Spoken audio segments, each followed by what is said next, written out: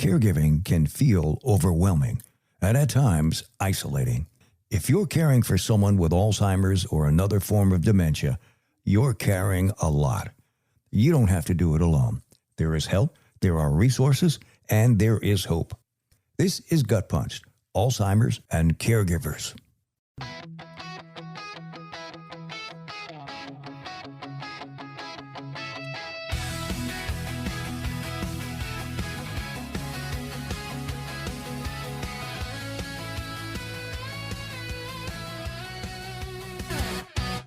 Greetings and welcome. This is Gut Punched, Alzheimer's and Caregivers, the not-so-sexy podcast, episode 111. Hello, caregivers. How are we doing this week? We're happy you can join us. I'm your host, Jeff Edwards. Hope you had a good 4th of July. Maybe you got some me time, even if it was just for a little bit of time. If you live on the East Coast, maybe in the mid-Atlantic states or in the Northeast, we hope you made it through the Florida heat and humidity. We'll turn the fans off now. On today's podcast, eat too much junk food and get Alzheimer's. No, absolutely not. But that did get your attention, didn't it? If you've ever wondered whether what's happening in your stomach could actually affect what's happening in your brain, today's episode may surprise you. Most of us don't spend much time thinking about our gut until it gives us a problem. But researchers are discovering that what happens in your gut may not stay in your gut. It may influence inflammation throughout your whole body, including your brain. Today, we're going to connect those dots. We have a fascinating conversation with Dr. Rie Aihara from Revitalize about one of the hottest areas of Alzheimer's research today, the connection between your gut and your brain. We'll talk about your microbiomes, the good and the bad bacteria that live in your digestive system, how an unhealthy gut can lead to inflammation throughout your body, and why researchers believe the inflammation may also affect the brain. Most importantly, we'll discuss simple things you can do to improve your gut health and potentially reduce inflammation. It's a fascinating conversation that every caregiver should hear. Also, we'll hear from Dr. John Huffaker in What's New with Alzheimer's and answer another listener question. This one is about agitation with Alzheimer's patients. And we'll start including information on the 2026 Walk to End Alzheimer's. The walks will be here before you know it, and we'll keep you updated on how you can help. I'm ready to go. Are you? Let's do it. Let's go. We are proud to be supported by the Neuropsychiatric Research Center, a clinical trial center dedicated to advancing research and treatment for memory loss and Alzheimer's disease. And the fine people at Heart, Body, and Mind Home Care, nationally acclaimed, award-winning, your best choice for home care. And live younger today. Learn how you can activate your stem cells for health and vitality. Check them out online at liveyoungertoday.com. If you're new here, our 5 tenets or rules are the backbone of what we do, and they're easy to learn. 1, you must take care of yourself, because if something happens to you, who is going to take care of your loved one? Number 2, you can't do this alone. You need help. Find a good caregiver group. Number 3, make a list of people, friends, relatives, or coworkers who have offered to help, then actually use it. Number 4, create a help signal. Identify a cue or phrase to confirm your loved one is comfortable with receiving help from someone else. And number 5, caregiving. Love it or hate it, it will be your life until it's not. So give it your all. Up next, we'll introduce you to Dr. Rie Aihara from Revitalize, and we will learn about microbiomes, bad gut, inflammation, and the Alzheimer's connection. We'll be right back to Gut Punched, Alzheimer's and Caregivers. Your brain is who you are, your memories, your personality, your life. At the Neuropsychiatric Research Center, they're committed to helping you protect it. If you're 50 or older, you're invited to our free memory screening event where you can learn about a breakthrough in early Alzheimer's detection, the p-tau217 blood test. This cutting-edge test may detect Alzheimer's-related changes earlier than ever before and is offered only to eligible participants based on screening results and family history. Why call? Because a quick, confidential initial memory check can give you peace of mind, help you establish a cognitive baseline, and connect you with research opportunities that could change lives, including your own. Call Neuropsychiatric Research Center, located in Fort Myers, at 239-939-7777 to schedule your free memory screening today and see if you qualify for the p-tau 217 blood test. That number again, 239-939-7777. Your brain matters. Let's protect it together. The p-tau 217 blood test is available only to participants who meet eligibility criteria determined during screening. This is Gut Punched, Alzheimer's and Caregivers. I'm on the phone with Dr. Rie Aihara. How are you today? Having a good day? Yes, thank you. It's been a great day and excited to be here and talk to you about some of this exciting medicine.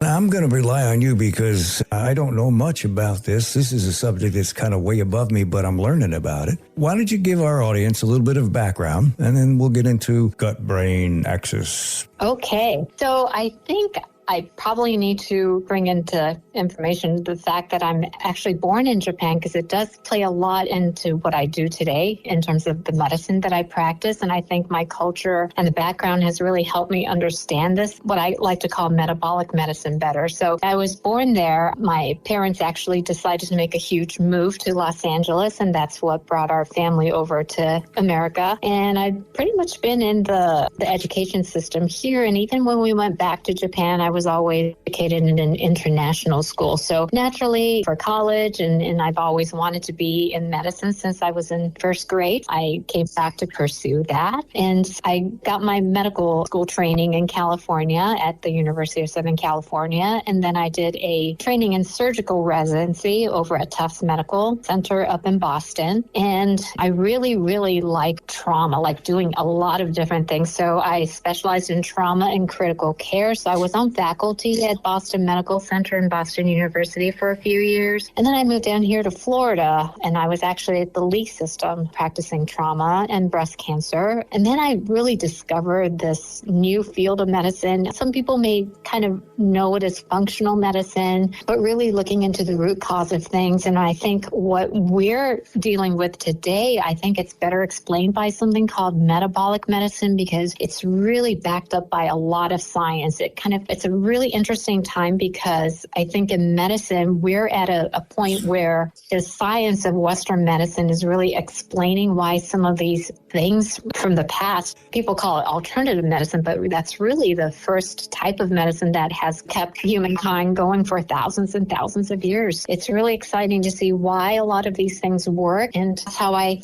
work at Revitalize, and we've made a lot of changes in our practice since I've been here. How we're different is we kind of look at the upstream causes of things. So for example, when you go to your primary care physician, we have something called an ICD-10 code where you have a diagnosis, for example, diabetes, hypertension, hypercholesterolemia, but the type of medical education that we get today doesn't help us to tie all of these things together and say, well, where did this person come from? Why is this happening? What's the metabolism dysfunction? And so these are what I like to refer to as the downstream diagnoses, but we look at the upstream. What did this patient experience throughout their lifetime? What kind of processes? Is it hormonal balances? Is it inflammation? Is it a change in regulation of their immune system or gut health? I mean, that's a huge part. That kind of ties everything together, and that's what I really love about this type of medicine. So That's what we offer here at Revitalize. Revitalize. I like that name. And I like the approach and how you're looking at it, because where you come from, your background, we look at different countries. America, we've got bad habits as we've grown older. We didn't eat properly, didn't exercise properly. We didn't do a lot of things the way we should have. And if you look at certain countries, especially with Alzheimer's, some countries have almost no Alzheimer's, and yet America, 7.4, 7.5 million and growing. Why is that? Let's dig in. Yeah, and it's very true, because a lot of people live longer here in America now, but as you said, on the average, 12.6 years of our lives, and maybe a little bit longer for women because of menopause. We live those large amounts of years in poor health. And so what we're trying to do here is to kind of close in the gap between lifespan and health span. And of course, dealing with cognitive dysfunction, that's a huge part. I'm excited to talk about that today. Okay. gut bacteria affects a lot of different parts of the body. So we're going to look at the brain and then your gut. But why is it so important to the brain? Well, let's first talk a little bit about the gut. Some people call the skin the largest organ system in the body because on the average it's about 22 square feet of area. But if you take a look at the gut and you expand every inch, every micromillimeter of that gut, it's actually more than 430 square feet. So it's almost as bigger or it's the same as a tennis court. That's a lot of surface area. And that's all covered by bacteria that we harbor in the colon. So it tells you how important the microbiome that we harbor, it makes a huge, huge difference in what happens in our body. It's more than just about digestion. It's the largest immune organ, which means that it's basically the first line barrier between our outside world and our inside world. It's full of immune cells. That's where they get their training. It's also the largest endocrine organ in that it produces the largest amount of hormones. So it's not our brain, it's not our ovaries, it's not the testicle or our adrenals. It's the gut that produces the largest amount of hormones. As I said, it's covered with trillions and trillions of bacteria. So there's something called the gut organ axis. So it's a communication between the gut and every organ in our body that has been kind of discovered to say, hey, there is a communication, whether it's through hormones, whether it's through actual nerve supplies or immune pathways, that the gut dictates a lot of what happens to the rest of our body. There's a gut microbiome. What is that? The gut basically harbors a lot of bacteria, things that help support our system. So it's almost like what we call a symbiotic relationship. We harbor those bacteria, we feed them with the food that we eat, but in turn, they help make certain things, make proteins, help us make hormones that do important things in our body. You know, not every part is covered by the bacteria. Of course, the mouth flora, we know that there is bacteria there. When you get down into the stomach, because of the acid that we produce, there's no bacteria. Same with the small intestine. And the majority of our gut microbiome, so the bacteria that we harbor, is basically mostly in the colon. And that's where they do a lot of miraculous things. In fact, everything, it's called the second brain of the human body because the gut system actually contains the largest amount of neurons or nerve cells outside of our brain. So think about that.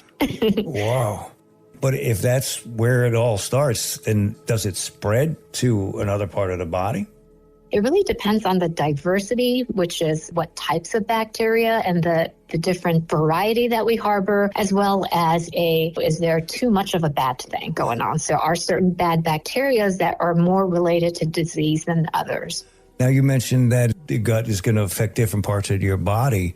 Does it affect emotions and the way the brain processes information from your senses? True. So you mentioned the word senses. So yes, that's referring to the neurons. So there is a nerve connection between the gut and the brain. And I think a lot of people are familiar with something called the vagus nerve. It's one of the cranial nerves that come out of the brain and basically branches out into different levels. So anything that connects between the brain and even our enteric system, the gut system, and everything in between, the heart, our respiratory system. So it supplies nerves to all of these involuntaries. You know, there are two different types of nerves. So some you have control over, like nerves that we use to speak or to move a muscle. But then there's the background, or what we call the autonomic nerves, which control your heart rate or your blood pressure or how tight your airways are. So a lot of these things that are happening in the background are supplied by the vagus nerve as well. So I don't want to get into too much of the details, but the vagus, if you can think of as the calming and digestion nerve, that tends to kind of counteract the effects of our fight and flight.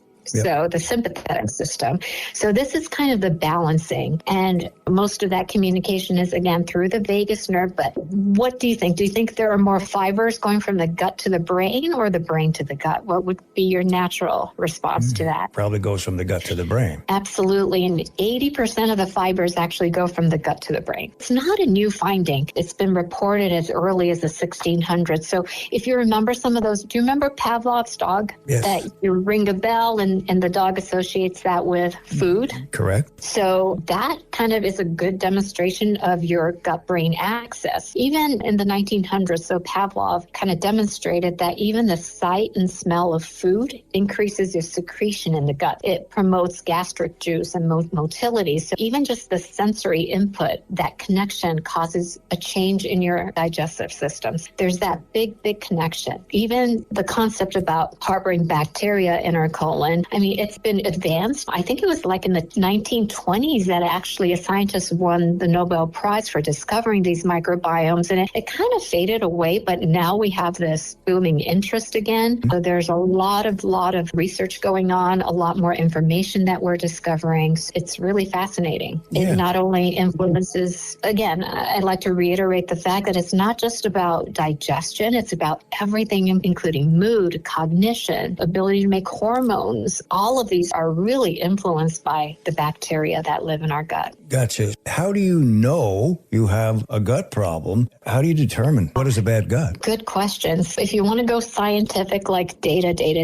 there are kits now that analyze, and they can take a stool sample and analyze what kind of bacteria you have in your systems. Yeah, you can actually define your microbiome through tests. But of course, when it translates into clinical symptoms, even things like constipation or bloating, being very gassy, or even allergies to certain foods or intolerances, all of these things, and even like depression. People are starting to look at depression as a primary gut problem because 80 to 90% of that happy hormone, serotonin, is actually made in the gut. It's not made in the brain. So if you have really bad microbiomes in your gut, it's not going to help produce that happy hormone called serotonin. And so when you don't have enough of that hormone, clinically, it can be related to depression.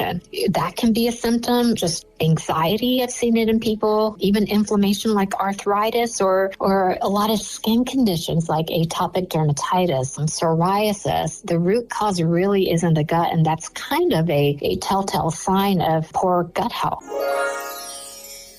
Today's interview is packed with information, so we've broken it into two parts within this episode. Don't worry, we're not making you wait till next week. We'll take a break, and we'll come right back to it. We'll be right back to Gut Punched, Alzheimer's and Caregivers. Every day, I talk with people who say, I don't feel as sharp as I used to. My energy is low. My memory worries me. Hi, I'm Peggy Sealfon, board-certified health coach and caregiver. I share patented science-backed technology supporting your body's natural repair, helping improve sleep, cognition, and vitality. Learn more at liveyoungertoday.com. liveyoungertoday.com. This is Gut Punched, Alzheimer's and Caregivers. And now, back with part 2 of our conversation with Dr. Rie Aihara from Trilogy. So how does somebody change the makeup or the composition of their gut? Mm-hmm. Is there an easy way? Is it take one pill and you're fine? Or how do you do that? Right. So, unfortunately, the human body is extremely complex. And for many, many things, I wish there was like one pill that would fix everything. But because everything is so intricately connected between hormones and the gut and immune systems, it's really a matter of like covering all bases or different layers, if you will. But when somebody comes to us and we know that there's issues with the gut, to some extent, I think we all harbor what's partially called a leaky gut syndrome. I think to kind of explain that, where that problem is coming from, it's the environment that we live in. It's the food, the pesticides. It could be the chemicals in processed foods. It's high glucose. I mean, glucose can destroy our gut layer. Environmental toxins, pollution, and stress, right? I think we can't say enough about stress. Yeah. So stress, it could be physical stress. A lot of people think, okay, stress is emotional. It's the emotional burden, the worries, the anxiety. But we often forget like repeated infections. People have had COVID so many times, it can affect their gut. Repeated surgeries, chronic diseases, or even like getting your night and day mixed up, like disruption of your circadian rhythm. All of these things can lead to a poor gut. Wow. the changing of the gut, would that be more of a diet? And the reason I want to bring it up is that in studying in Alzheimer's, they say that Alzheimer's actually starts in the body many years before symptoms first show themselves, which means people who may have the APOE4 gene then theoretically can change their diets, lifestyles, exercising routines if they have one, with some hope of slowing down the process. So if all gets kicked in from the gut, it would make sense for people who have that in their family would say, okay, I need to change. How do I do that? Yep. Diet, definitely exercise, supplements. And I'm glad you mentioned this because I want to introduce something called epigenetics into this, where you're genetically inclined, but depending on the type of food that you're eating, exercising, the lifestyle changes certain genes that control something called epigenetics. And so by improving your epigenetics, you can actually influence the way that your genes are coded, if you will. Yeah. Is there a special diet? Is there a special plan, a formula? How would you do that? I mean, I know in my case with my wife, when she was first diagnosed back in 2018, I did a lot of research, read a lot of books, and I changed a lot of different things. And how we eat. She never exercised and she's riding a bike 6 miles. And if that affects the gene, that could affect actually how fast or how soon the symptoms come on. Because she's 8.5 years into it. And I see people who are only 2 years into it or 3 years into it, and they've progressed far worse.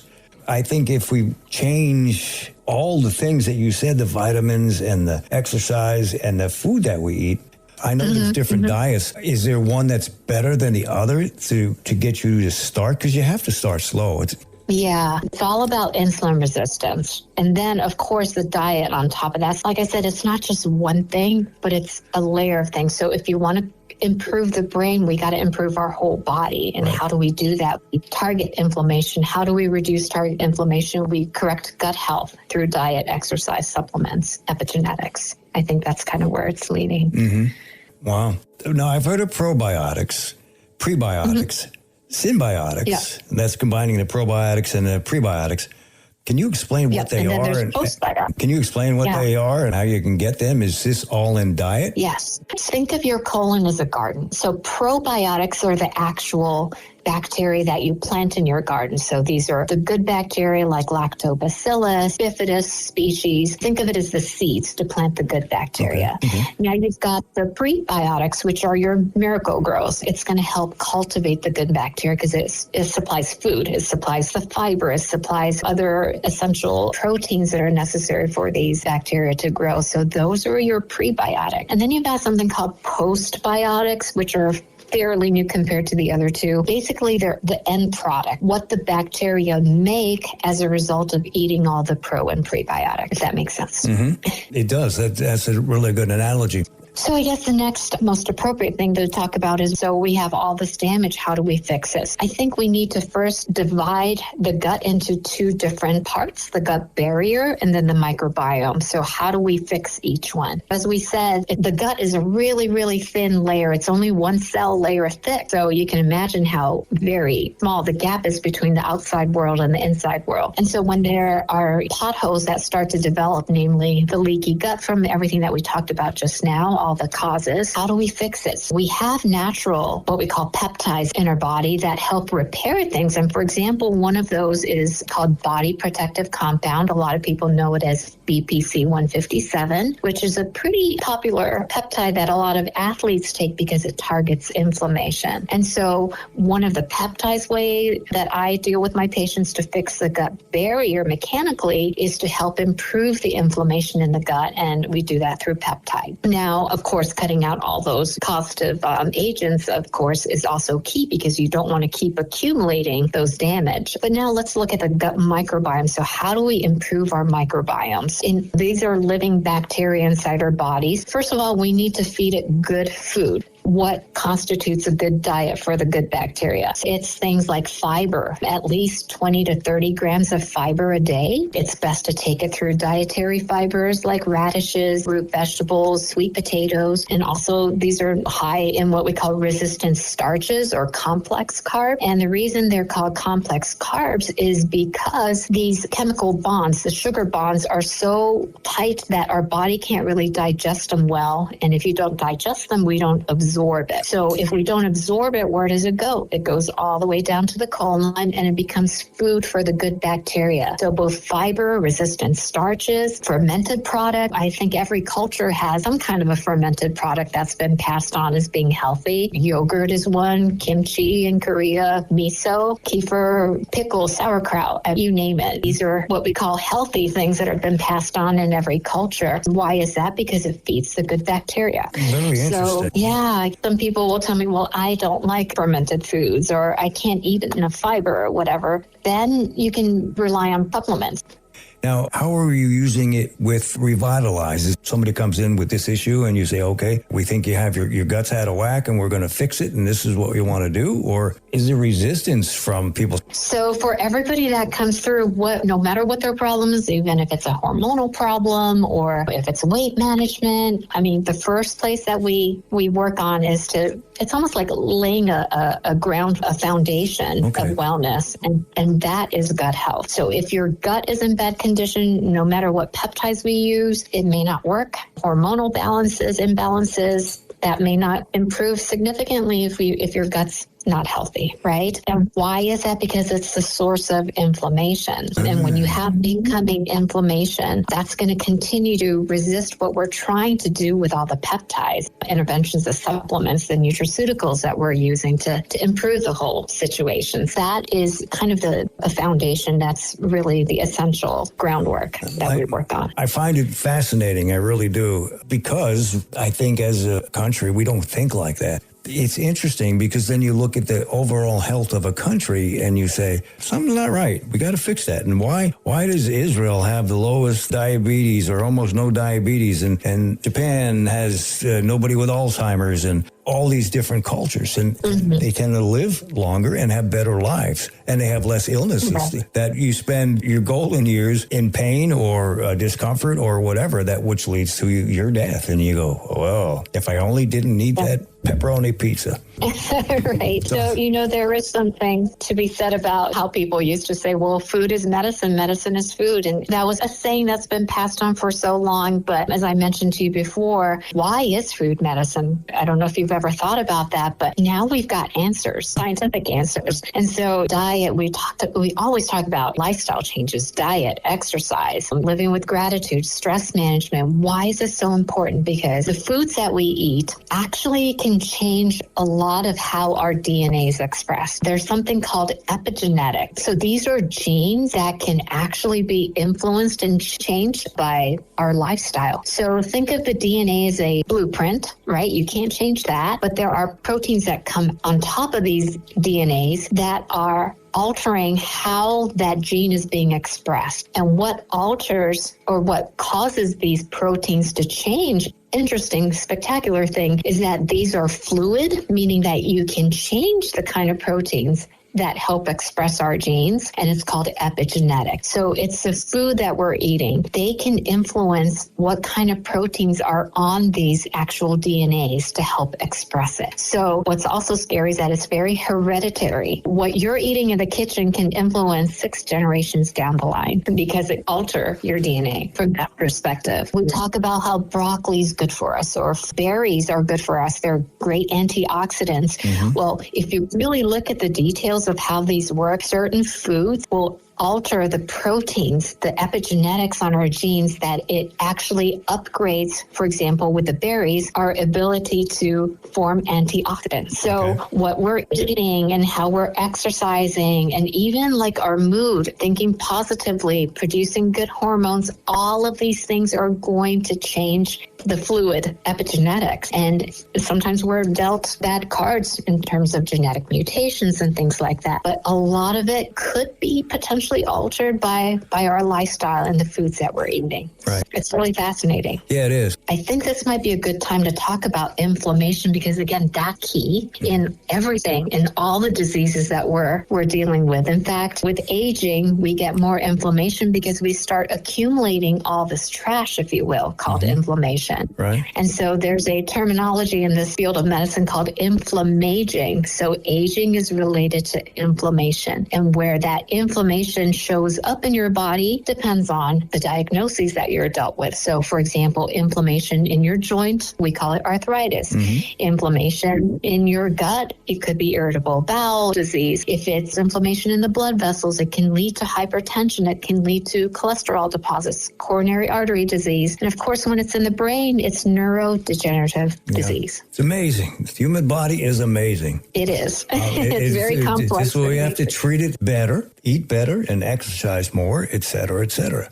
Tell me about Revitalize. How can they reach out to you? Website, a telephone number, et cetera, et cetera. Yeah, so we're located in Fort Myers on Metropolis, which is parallel to Metro Parkway. Our address is 14320 Metropolis Boulevard. And our phone number is 239-277-5770. But you can also reach out to us through our website, which is revitalizethetrilogy.com. Same name on Instagram. I've tried to make some educational videos because I think health is about being proactive, and really we spend a lot of time with our patients in terms of educating them because, again, if you know why we're doing it and why it makes sense, I think more people are able to be compliant with it and make it more of a lifestyle. We don't want it to be an exercise or something that you have to do or you have to follow. It should be something that we can naturally incorporate into our lifestyles. Dr. Rie Aihara, I appreciate your time. I know our listeners will enjoy this conversation, and you have a great day.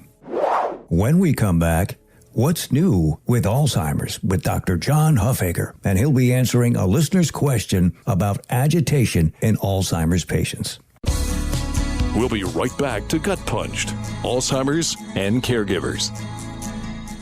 Heart, body, and mind, home care. Heart, body, and mind, home care. Your best choice for home care.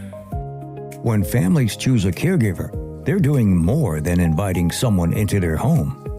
They're inviting someone into their lives. That's why Heart, Body, and Mind Home Care looks for more than experience when selecting caregivers.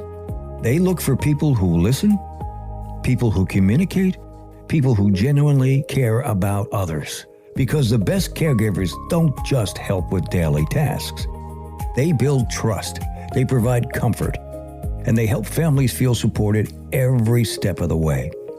Heart, Body, and Mind Home Care.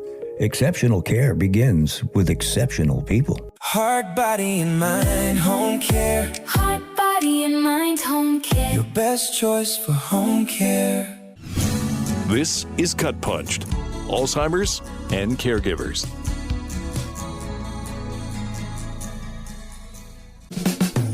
What's new in Alzheimer's with John Huffaker. Okay, we have Melody from Rhode Island, and she says, I've been hearing the word agitation a lot lately in reference to Alzheimer's. What causes it, and is there a treatment for it? I've been hearing a lot about with agitation related to Alzheimer's as well myself. I think the reason is there's actually been a medication that was approved lately, so they run a lot of marketing and some commercials talking about agitation specifically for Alzheimer's patients. I think there might be two medications.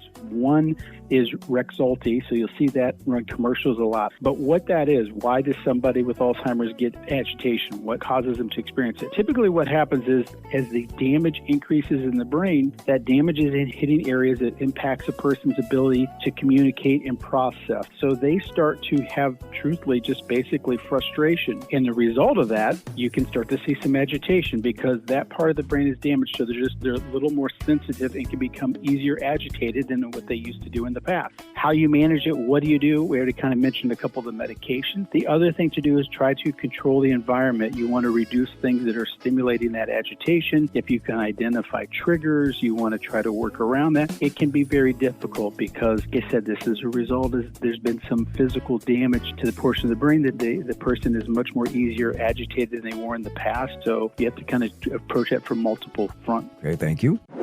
Next, we'll update you on Walk to End Alzheimer's, and then we'll take a look at our resources. We promised we'd get you some information about the Alzheimer's Association Walk to End Alzheimer's, and we're going to bring the receipts. Held annually in more than 600 communities nationwide, Walk to End Alzheimer's is the world's largest event to raise awareness and funds for Alzheimer's care, support, and research. Now, they start in September and run through part of December, depending upon where you live. If you go to the Alzheimer's Association website, you can navigate. There will be a link in there for Walk to End Alzheimer's, and you can find out when and where the walk will be in your city or one close to your city. Now, how do you get involved? It's easy. Number one, register for your local walk. Start or join a team and invite others to walk with you. Number two, start fundraising and sharing. The Alzheimer's Association makes it easy with tools like Facebook fundraisers and their ALZ fundraising app, and they have a lot more. And number three, join them on the walk day. Come together for an inspiring community event that celebrates their commitment to ending the disease. In Southwest Florida area coming up, October 3rd, St. Petersburg. October 10th, Sun City Center. October 24th, Fort Myers, Florida. And November 14th, there'll be two, one in Naples, Florida, and one in Sarasota. We'll continue to bring you information. Not sure if we're going to be doing a team this year. Last year, things got away from me, but we were able to raise some money for the cause. We'll keep you posted on that.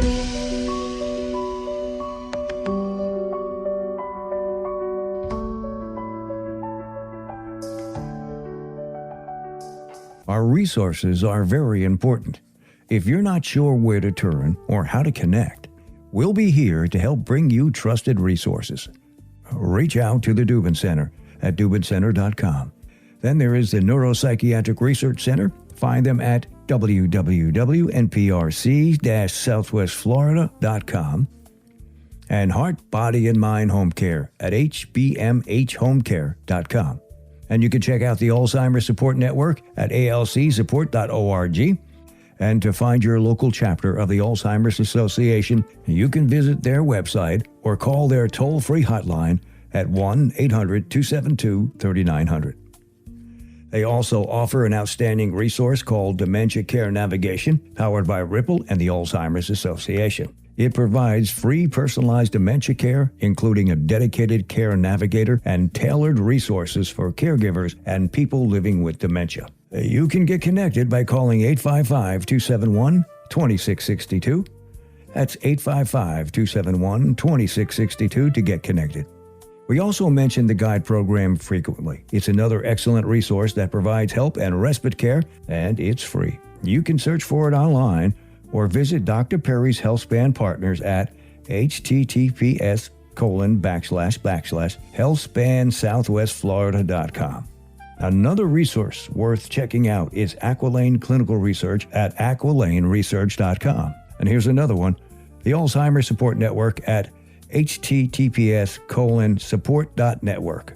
Our website is gutpunch.com, and the email address is gutpunchedac@outlook.com or jeff@gutpunch.com. And thank you to each and every one of you who has taken the time out of your busy, stressful day as a caregiver to listen. We truly appreciate it. You're helping to grow our podcast and its impact for caregivers. Thanks for joining us. And if today gave you even a little hope, hold on to it. God bless.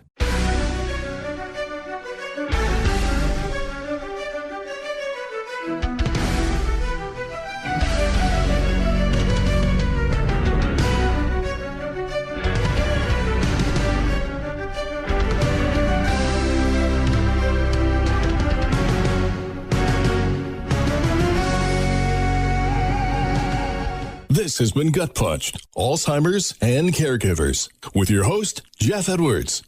Don't forget to hit that like button and subscribe to us on all the platforms, like Spotify, Apple, Pandora, Podbean, and more. If you have a question or want to get in touch with us, our email is gutpunchedac@outlook.com or jeff@gutpunched.com. Caregivers, you don't have to do this alone.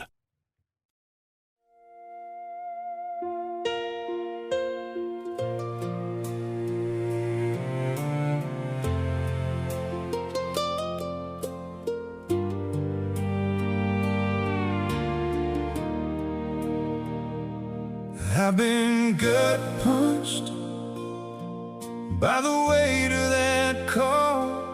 I've been gut punched When you don't know me at all.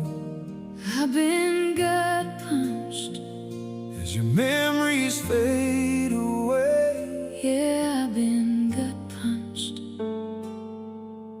I wish there was another way.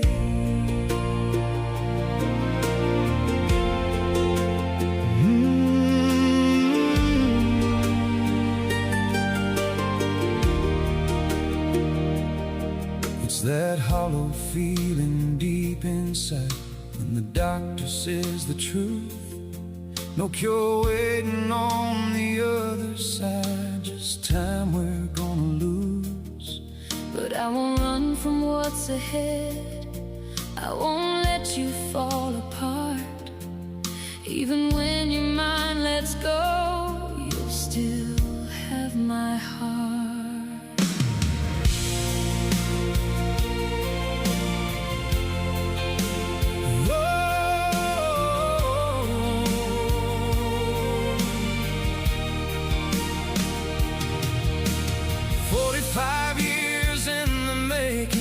Slipping day by day, you're losing pieces of your world, and I'm begging them to stay.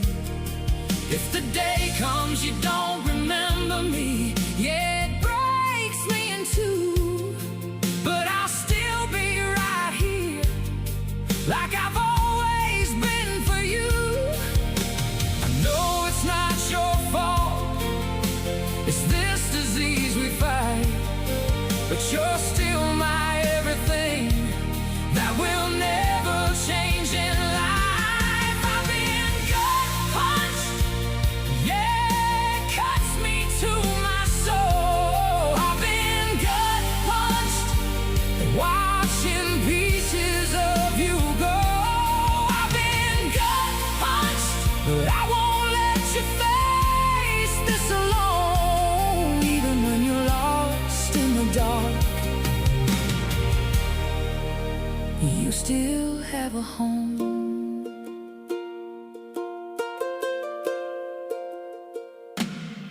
You were a gift from our God above, still the best part of my life.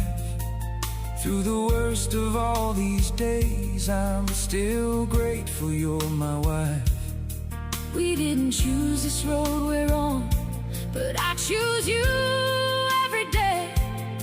Through every broken memory, I'm not walking away. You gave me love that built this life, And a daughter to carry your light. I can feel you still inside, Even lost in this fight, when the world you knew is gone. and nothing feels the same. I'll be your memory, Your voice calling out your name.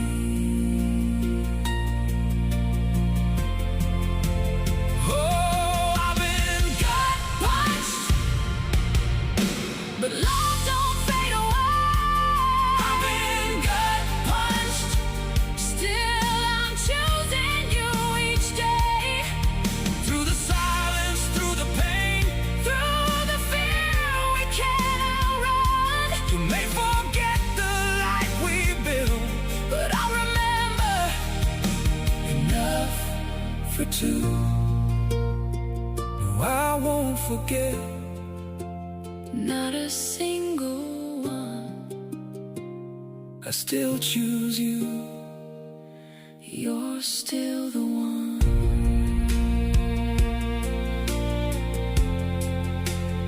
You're still the one.